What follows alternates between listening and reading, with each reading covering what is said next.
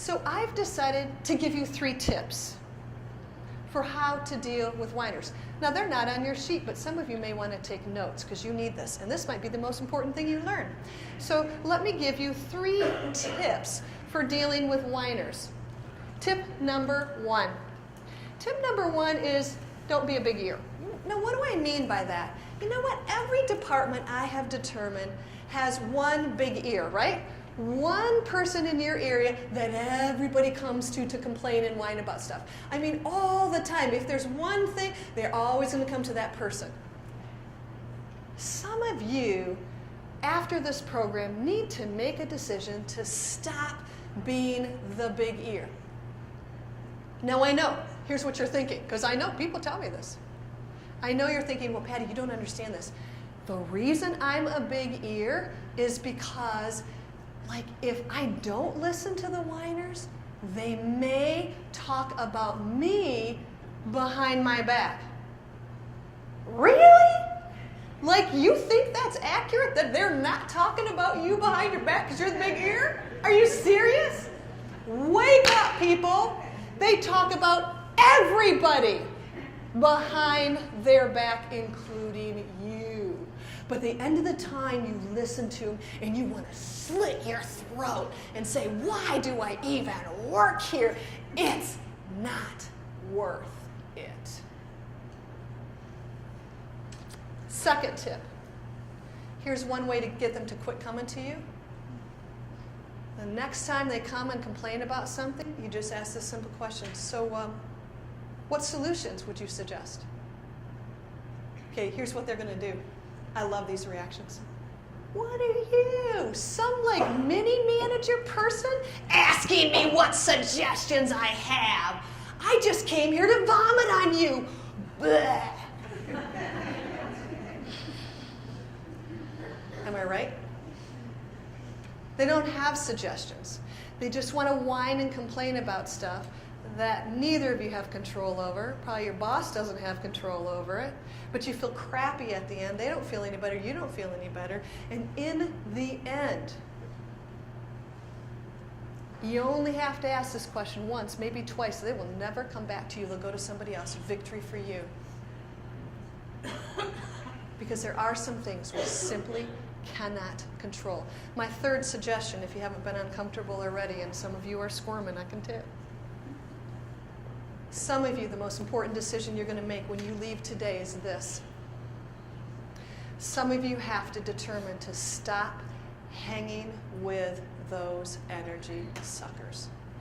Because it's like they literally suck the energy right out of you.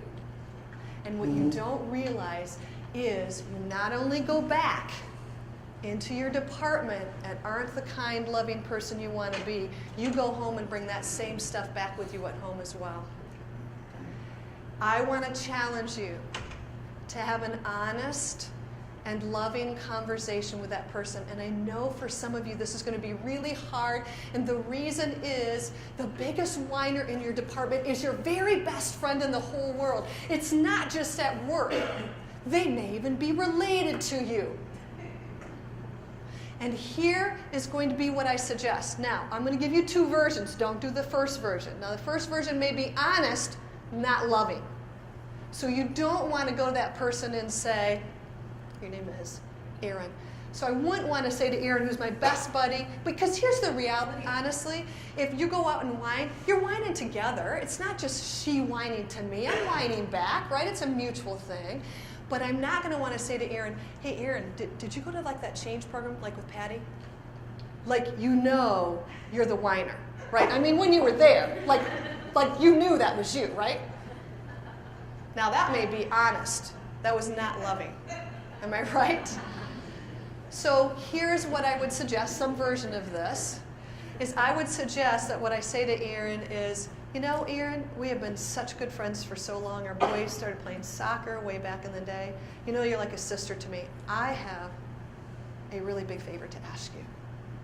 I've been thinking a lot about this, and I'm wondering if when we go to lunch together, can we just make a decision that we're not going to talk about work at all? going to talk about a department or supervisor, coworkers.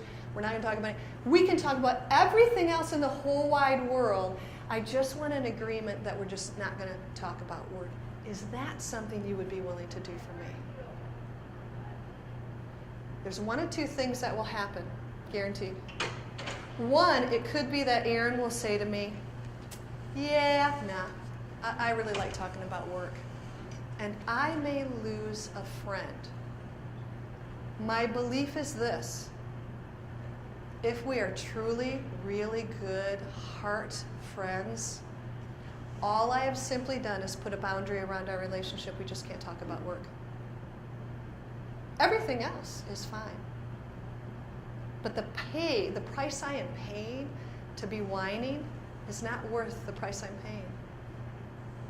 Good percentage of the time, you will find they will say, sure. Because I might have done the biggest favor I've ever done for Aaron and me, is I've said no.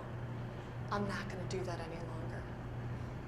Because what you need to realize is the price you're paying at home for whining, which I'm going to tell you in just a moment. Here's the other things to think about. I love this quote by John Maxwell. He said, consider this. A whiner, think about it, wants to feel good before they do what is right. See, here's what some of you are waiting for. You're waiting until everything is right. Like they figure out how this is all going to roll out, how it's going to affect everybody. And if they do the right thing, you feel good about it, then you'll do what's right. You know what he says? This is a winner. He says a winner does what is right, then they feel good. If you consistently do what is right, you'll feel good.